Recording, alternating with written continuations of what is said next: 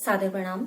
मैं नीरजा चौधरी एक बार फिर आप सभी का इस सेशन में स्वागत एवं अभिनंदन करती हूँ। आज का जो सेशन हम लेने वाले हैं, हम जेनेटिक्स को पढ़ रहे थे और आज के जो हमारे दो टॉपिक रहेंगे वो रहेंगे, एक तो अपूर्ण प्रभाविता यानी कि इनकम्प्लीट डोमिनेंस और दूसरा रहेगा कोडोमिनेंस यानी कि सह प्रभाविता। तो केवल इन दो बिंदुओं पर आज डिस्कस करने वाले हैं। दोनों ही महत्वपूर्ण है। एक्चुअली क्या होता है, ये दोनों चीजें जो आज हम पढ़ने वाले हैं, हमने जनरली जो अभी तक मेंडल के तीनों नियम पढ़ लिए हैं, तीनों नियम के आधार पर जो ये अपूर्ण प्रभाविता है, ये कहीं ना कहीं उस नियम के से एक अलग चीज है। कैसे? जैसे हमने प्रभाविता में पढ़ा था कि जो फर्स्ट फीलियल था, तो जेनरेशन थी, तो उसमें क्या हुआ था, सभी पौधे जैसे लंबे और बौने का हमने एग्जांपल लिया था कि जो फर्स्ट जेनरेशन थी, सभी पौधे हमें लंबे मिलते हैं। यहाँ अपूर्ण प्रभाविता ये बताने की कोशिश है कि जब फर्स्ट जेनरेशन होती है, यानी कि फर्स्ट फीलियल जेनरेशन की बात करते हैं, F1 जेनरेशन की बात करते हैं, यानी कि पेरेंट से जो संतति बनती है, एक्चुअली उसमें क्या होता है कि प्रभावी लक्षण आ ही नहीं पाता, यानी कि जो प्रभावी लक्षण है वो पूरे तरीके से अपने आप को शो नहीं कर पाता, अपने आप को प्रदर्शित नहीं कर पाता। क्योंकि वो पूरे तरीके से अपने प्रभावी गुण को प्रदर्शित नहीं कर पा रहा है, तो इसीलिए इसको कहा गया है अपूर्ण प्रभाविता यानी कि इनकम्प्लीट डोमिनेंस। हम बार बार एक ही चीज कहते हैं, नाम से अगर समझ लेंगे तो आसान हो जाता है समझना, चीजें थोड़ा सा आगे कोरिलेट करना इजी हो जाता है। बात करें पहले अगर अपूर्ण प्रभाविता की। अपूर्ण प्रभाविता से मतलब हमारा जो उदाहरण के अंतर्गत हम लेने वाले हैं, स्नैपड्रैगन के उदाहरण से लेंगे। मिराबिलिस जलापा के भी उदाहरण से है हम, लेकिन स्नैपड्रैगन का एग्जाम्पल यहाँ पर आज लेने वाले हैं। एक्चुअली इसमें क्या होता है, स्नैपड्रैगन जिसे डॉग फ्लावर भी कहा जाता है, और जो एक अलग इसकी स्पीशीज है, क्या बोलते हैं उसे, एंटीराइनम बोला जाता है उसको, जो इसकी मतलब जिस स्पीशीज की बारे में हम बात कर रहे हैं वो क्या है, एंटीराइनम। तो स्नैपड्रैगन जो उदाहरण आज हमने लिया है, मैं फिर से रिपीट कर रही हूं, जो जनरली डॉग फ्लावर जिसको कहा जाता है उसकी बात। इसमें देखिए क्या होता है कि एक ऐसी स्थिति होती है जब हेट्रोजाइगस, डोमिनेंट और रिसेसिव, ठीक है, या ऐसे समझिए, हेट्रोजाइगस जो भी हमने लिया, मान लीजिए ये ले लिया हमने, जो उदाहरण पढ़ा अभी ले लेते हैं, हमने कहा ये क्या होता है, डोमिनेंट होता है। अब अगर यहां पर होमोजाइगोट्स की बात करें तो अप्रभावी आएगा यहाँ पर, जैसे जो भी कैरेक्टर मान लीजिए, जैसे हमने कंपेयर किया था यहाँ पर ये और ये, इसको और इसको, तो इसको हमने क्या माना था, रिसेसिव माना था। इसमें क्या होता है, जब इनके बीच एक ऐसी स्थिति आती है कि ना तो ये लक्षण पूरे तरीके से दिखता है, ना ये लक्षण पूरे तरीके से दिखता है, इन दोनों के बीच का लक्षण दिखाई देता है, वही क्या कही जाती है, इनकम्प्लीट डोमिनेंस उसको कहा जाता है। अब जैसे हमने कहा कि किसके उदाहरण से समझ रहे हैं हम, स्नैपड्रैगन के एग्जांपल से समझ रहे हैं, वो हम समझ रहे हैं कि रेड फ्लावर हो गए, आर इंडिकेटेड रेड कलर, और दूसरा यहाँ पर हम इसके कंपैरिजन में ले लेते हैं स्मॉल आर। स्मॉल आर यहाँ पर लिया गया है व्हाइट फ्लावर के लिए। जब सफेद फूलों और इनके लाल फूलों और सफेद फूलों के बीच में जब यहाँ पर क्रॉसिंग कराई जाती है, जब हमने यहाँ पर क्रॉसिंग कराई, आप क्रॉसिंग कराएंगे तो कैसे मिलेंगे, क्रॉसिंग देख लेते हैं यहाँ पर, ये सब कैसे मिलते हैं, आर आर आर आर मिले। अब एक प्रश्न मेरा आपसे, हमने पढ़ा था ये और ये, हमने कहा कि जब इनके बीच में क्रॉसिंग होती है तो ये कैसे मिल रहे थे, ये हमने क्या कहा था, जब हमने प्रभाविता का नियम पढ़ा था तो उस समय ये कहा था कि ये सारे के सारे पौधे क्या है, लंबे हैं। क्यों लंबे हैं, इसीलिए हमने टॉल कैरेक्टर को क्या मान लिया था, प्रभावी मान लिया था। हमने कहा था कि चूंकि वो लक्षण यहाँ पर F1 जेनरेशन में दिखाई दे रहा है तो इट मीन्स ये डोमिनेंट कैरेक्टर है। अब आप इसको कंपेयर करिए, हमने कहा ये लाल है और ये सफेद फूल है, ये है F1 जेनरेशन जिसकी हम बात कर रहे हैं। आप इसको कौन सा रंग कहेंगे? आप कहेंगे इसके हिसाब से तो ये लाल रंग होना चाहिए, लेकिन ये लाल रंग नहीं है। यहाँ जो फूल मिलते हैं वो लाल रंग के नहीं मिलते हैं।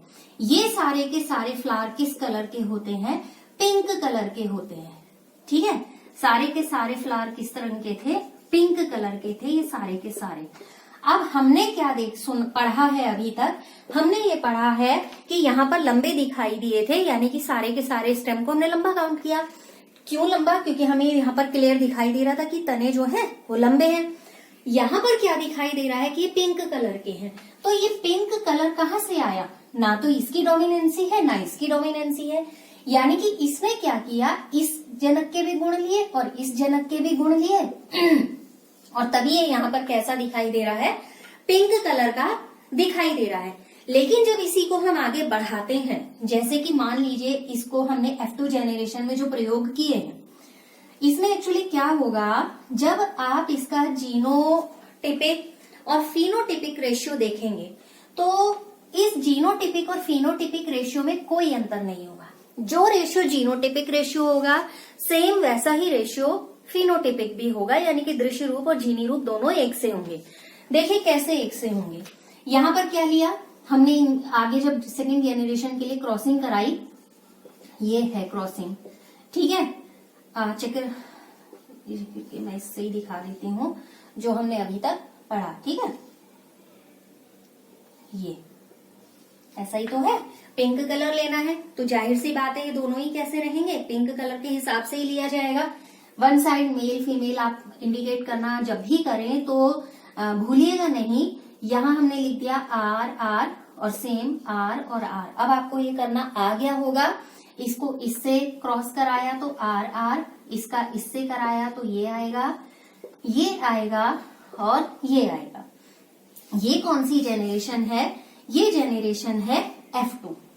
ठीक है, अब ये F2 जेनरेशन में क्या हुआ, हमें क्या मिल रहा है? एक मिल रहा है लाल, प्योर है, होमोजाइगस हमें मिल रहा है या होमोजाइगोटिक मिल रहा है या होमो यहाँ पर क्या कहेंगे जाइगोट मिल रहा है। ठीक है, एक हमें मिल रहा है यहाँ पर व्हाइट, क्योंकि ये भी स्मॉल r में क्या है?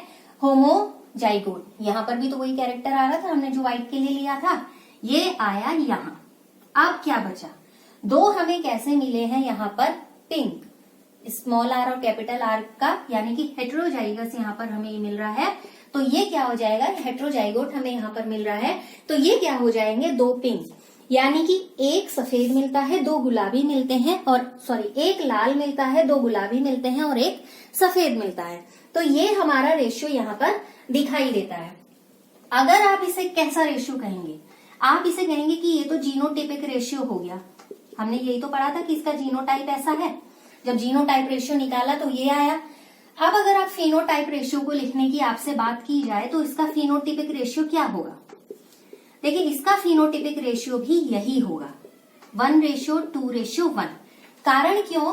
क्योंकि लाल रंग हमें अलग दिखाई दे रहा है, सफेद रंग अलग दिखाई दे रहा है, इसके साथ साथ गुलाबी रंग भी तो अलग दिखाई दे रहा है, क्योंकि जो लाल रंग था पूरे तरीके से प्रभावी नहीं हो पाया। क्यों नहीं हो पाया? क्योंकि सफेद रंग ने कहीं ना कहीं अपनी एक्सिस्टेंस को शो किया, और जब सफेद रंग ने कहीं ना कहीं अपनी एक्सिस्टेंस को शो किया तो जो डोमिनेंट कैरेक्टर है वो फुल्ली फॉर्म में अपने आप को रिप्रेजेंट नहीं कर पाया, तो इसलिए वहां पर उसकी डोमिनेंसी कैसी रह गई? इनकम्प्लीट रह गई।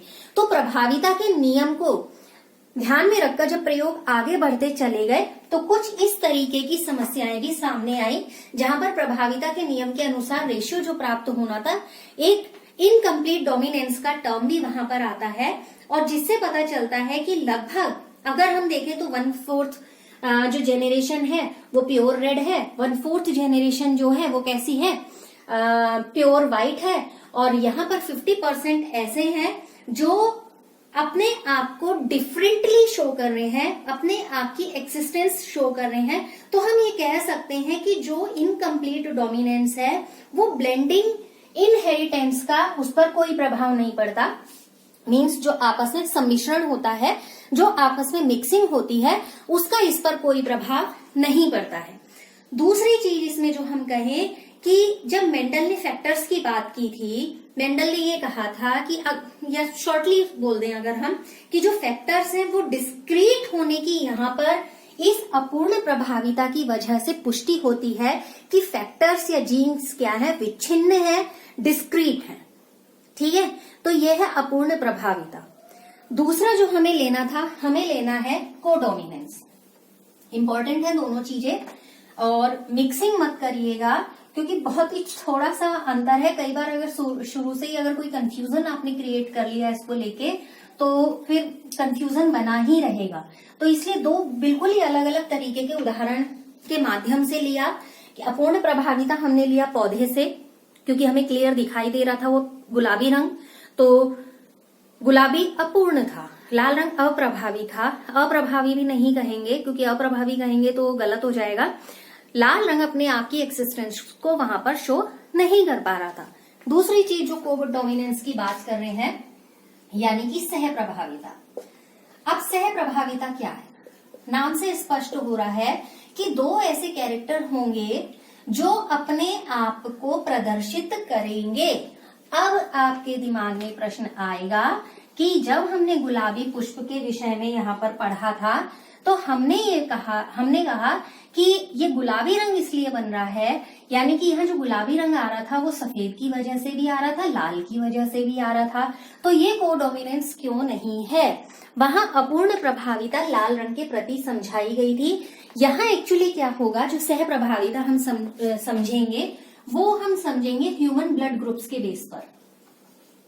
ठीक है, आप अंतर खुद समझ जाएंगे कि हम कहाँ बात कर रहे हैं। हम जानते हैं कितने ब्लड ग्रुप होते हैं, 4 ब्लड ग्रुप होते हैं। ठीक है ना, blood group A, blood group B, A B और ओ। समझ में आ गया? तो ये 4 तरीके के किसी भी मनुष्य में ब्लड ग्रुप होते हैं। अब देखिए, जो ये चारों तरीके के ब्लड ग्रुप हैं, यानी कि कोडोमिनेंस की स्थिति की बात करें तो जब हेट्रोजाइगोट के दोनों एलील पूरे तरीके से स्पष्ट हो जाएंगे, कोडोमिनेंस फिर से रिपीट कर रही हूं, पूरे तरीके से दोनों यहाँ पर स्पष्ट हो जाएंगे। अंतर करिएगा, यहाँ स्पष्ट नहीं हो रहे थे। क्लियर हो गया?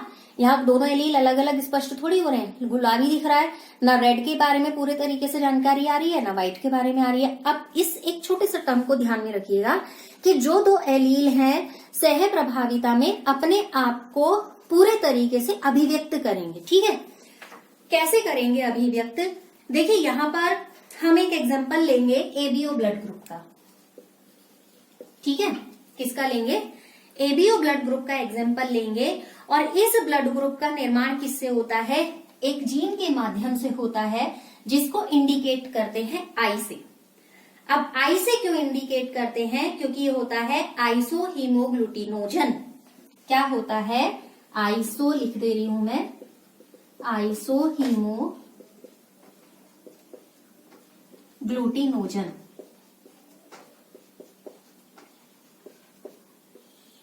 क्लियर हो गया? तो अब इतना बार बार आइसो हीमोग्लूटिनोजन तो लिखा नहीं जाएगा, तो उसके लिए क्या इंडिकेट कर देते हैं? एक लेटर ले लिया, स्पेलिंग का फर्स्ट लेटर ले लिया और हमने उसको इंडिकेट कर दिया है किससे? आई से। अब क्या होता है, जो आरबीसीज होती हैं, आरबीसीज का जो एक कोशिका की जो आउटर लेयर होती है यानी कि सतह होती है, उस सतह पर एंटीजन का निर्माण होता है। किसका निर्माण होता है? एंटीजन का। अब ये एंटीजन का निर्माण कौन करता है? एंटीजन का निर्माण करता है जीन। समझ में आ गया? यानी कि उस एंटीजन के निर्माण के लिए यही रिस्पॉन्सिबल होता है जिसको हम आई से इंडिकेट कर रहे हैं। क्लियर?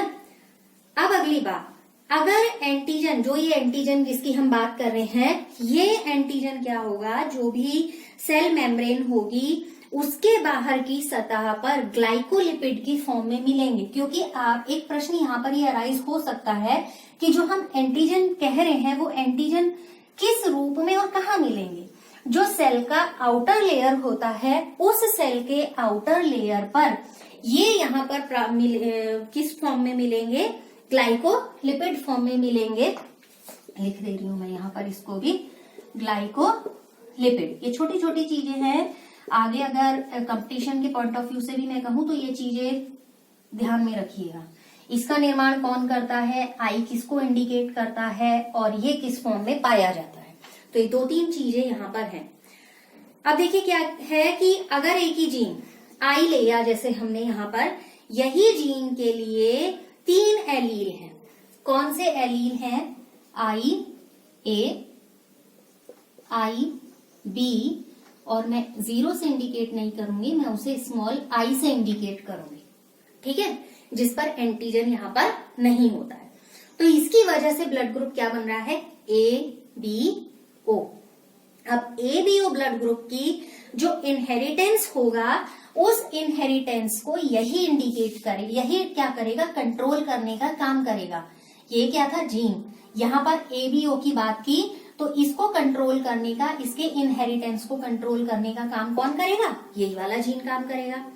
दूसरी चीज, आई ए किसके लिए रिस्पॉन्सिबल है? आई ए एंटीजन के लिए रिस्पॉन्सिबल है, आई बी एंटीजन के लिए रिस्पॉन्सिबल है, और आई जो स्मॉल लिया हमने, इस पर किसी भी प्रकार का कोई भी एंटीजन नहीं होता। अब दूसरी महत्वपूर्ण बात कि किसी भी मनुष्य में इन दोनों में से, जैसे इसको ओ से कह दूं मैं, किसी भी मनुष्य में इन तीनों में से कोई भी 2 उपस्थित होंगे, या तो ये 2 उपस्थित होंगे, ये 2 उपस्थित होंगे, या ये 2 उपस्थित होंगे, ठीक है। इनमें से कोई भी 2 यहाँ पर उपस्थित होंगे ही होंगे। एंटीजन अगर ए की उपस्थिति है तो हमने जैसे कहा कि उसकी वजह से क्या बनेगा? ब्लड ग्रुप ए बनेगा। एंटीजन अगर बी की उपस्थिति है तो ब्लड ग्रुप बी बनेगा। अगर मान लीजिए दोनों यहाँ पर उपस्थित हैं, एंटीजन ए और बी, तो वो क्या बनेगा? इसकी वजह से बनेगा, ठीक है। तो अगर ये स्थिति होगी तो ब्लड ग्रुप क्या होगा? A B. क्लियर? अब जो ये वाली कंडीशन है, यही वाली कंडीशन कैसी है? सहप्रभावी। क्योंकि देखिए इसने यहां भी अपने आप को प्रदर्शित किया, यहां भी अपने आप को प्रदर्शित किया, तब एक प्रकार का ब्लड ग्रुप बन रहा है। जैसे हमने कहा कि ये, तो ये प्रकार का ब्लड ग्रुप यहाँ पर बन रहा है। इट मीन्स यही क्या है? सहप्रभाविता, यानी कि दोनों का प्रभाव यहाँ पर दिखाई दे रहा है और इसलिए ये अलग रूप में प्रदर्शित हो रहा है। अब कैसे? मान लीजिए 3 एलील में से कोई 2 एलील मिल रहे हैं। अब 3 एलील कोई भी 6 कंडीशन यहाँ पर जीनोटिपिक फॉर्म में ले सकते हैं। कैसे ले सकते हैं इसको देख लेते हैं, कंफ्यूजन थोड़ा सा क्लियर हो जाएगा, नहीं तो कोडोमिनेंस लगभग वहीं तक खत्म हो गया। क्या क्या कंडीशन हो सकती है? एक कंडीशन हो सकती है ये, जब दोनों पर ए एंटीजन हो यहाँ पर, ठीक है। दूसरी कंडीशन क्या हो सकती है? एक एंटीजन ना हो यहाँ पर, मैं नंबर डाल देती हूँ यहाँ पर। तीसरी कंडीशन क्या हो सकती है? आई ए आई बी। चौथी आई बी और ये, समझ में आया? 3 कंडीशन। 5वीं कंडीशन क्या हो सकती है? आई बी आई बी। अभी देखिएगा ब्लड ग्रुप देखेंगे कि इनमें से कौन कौन से ब्लड ग्रुप बन रहे हैं। और छठी कंडीशन क्या हो सकती है? ये, क्योंकि दोनों एलील यहाँ पर आएंगे ही आएंगे। अगर ये दोनों एक से हैं, होमोजाइगस हैं, इट मीन्स ब्लड ग्रुप बनेगा ए। अगर ये वाली स्थिति है, देखिए यहाँ दोनों पर ए दिखाया है, ठीक है। यहाँ एक पर हमने कहा एंटीजन नहीं है, जो एंटीजन है इट मीन्स वही एंटीजन अपने आप को रिप्रेजेंट कर रहा है। यहाँ दोनों है, ए भी है और बी भी है, तो यहाँ ए और बी ब्लड ग्रुप होगा। सेम कंडीशन यहाँ आएगी, यहाँ बी ब्लड ग्रुप होगा, यहाँ भी बी ब्लड ग्रुप होगा, और ये वाली कंडीशन में ब्लड ग्रुप ओ होगा। ब्लड ग्रुप कैसा होगा? ओ होगा, ठीक है। तो ए बी ब्लड ग्रुप वाले पर्सन में दोनों प्रकार के एलील की अभिव्यक्ति है। इस वाले पर्सन में दोनों प्रकार के एलील की अभिव्यक्ति है। दोनों प्रकार के एलील अपने आप को रिप्रेजेंट कर रहे हैं, इसलिए ये क्या है? सहप्रभाविता, ठीक है। पता चल रहा है कि ए भी है और बी भी है। यहाँ क्या आ रहा था? एक मिसलिनियस कैरेक्टर अलग आ रहा था, जो गुलाबी रंग का था, जो लाल से अलग था और सफेद से अलग था। ठीक है, तो ये यहाँ पर क्या हुआ, ये हुआ आपका सह प्रभाविता का उदाहरण। अब देखिए, दो तरीके से अगर इसको कहें, जो मेंडल का इनहेरिटेंस है, उस मेंडेलियन इनहेरिटेंस से दो तरीके से डिफर कर सकते हैं। जैसे एक से ज्यादा एलील यहाँ पर पूरे तरीके से अभिव्यक्त हो रहे हैं। हमने पढ़ा था एक एलील अपनी एक्सिस्टेंस को शो करता है। मैं फिर से रिपीट कर रही हूँ, जब हमने कहा था सभी पौधे लंबे मिल रहे हैं। ठीक है, दूसरी चीज क्या होगी कि हमने पढ़ा था एक जीन की कितनी कॉपीज बनती हैं, 2 कॉपीज बनती हैं, लेकिन यहाँ पर यानी कि 2 एलील होते हैं, लेकिन यहाँ पर 2 से ज्यादा कॉपीज उसकी बन रही हैं, तो इसलिए ये यहाँ पर क्या हो जाएगा, अलग हो जाएगा। कैसे समझेंगे इसको? मान लीजिए एक व्यक्ति है, हमने इसको लिया और इसको लिया।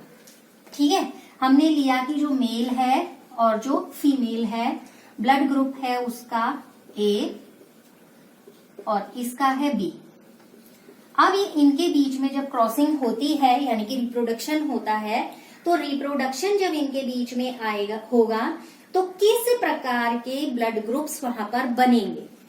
आप खुद देखिए, इनके बीच में जब क्रॉसिंग होगी तो चारों प्रकार के ब्लड ग्रुप यहाँ पर बनेंगे। चारों प्रकार मतलब AB और O। कैसे बनेंगे? हमें क्या करना है, फिर वही मेल और फीमेल करके इसको अलग अलग लिख देना है। इसके बाद जो जैसी कंडीशन में था इसको ऐसे ही लिख देना है।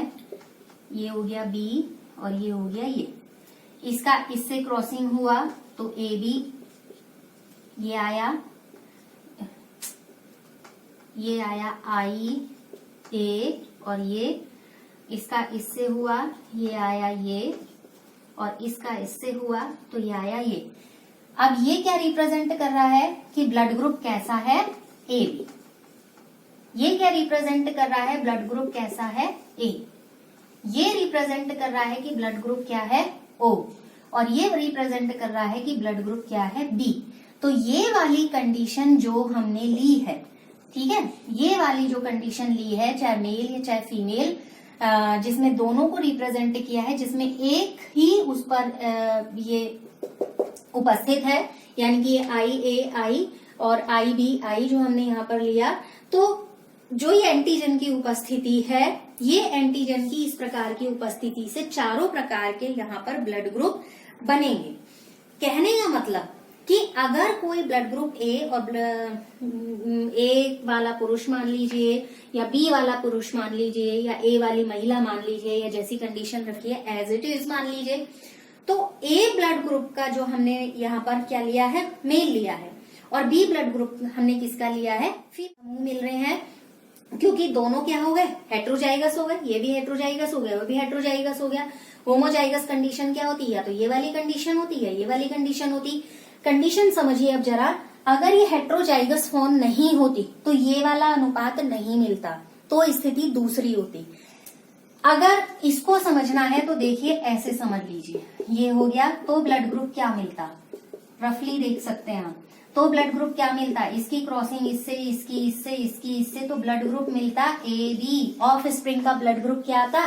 AB। या ये होमोजाइगस कंडीशन की बात कर रही हूं मैं, सॉरी, हाँ, होमोजाइगस कंडीशन की बात कर रही हूँ। या हेट्रोजाइगोट वाली कंडीशन है, यानी कि अलग अलग प्रकार ये विषम युग्म विकल्पी हैं, तो इस वाली स्थिति में ही ये रिजल्ट हमें यहाँ पर प्राप्त होगा।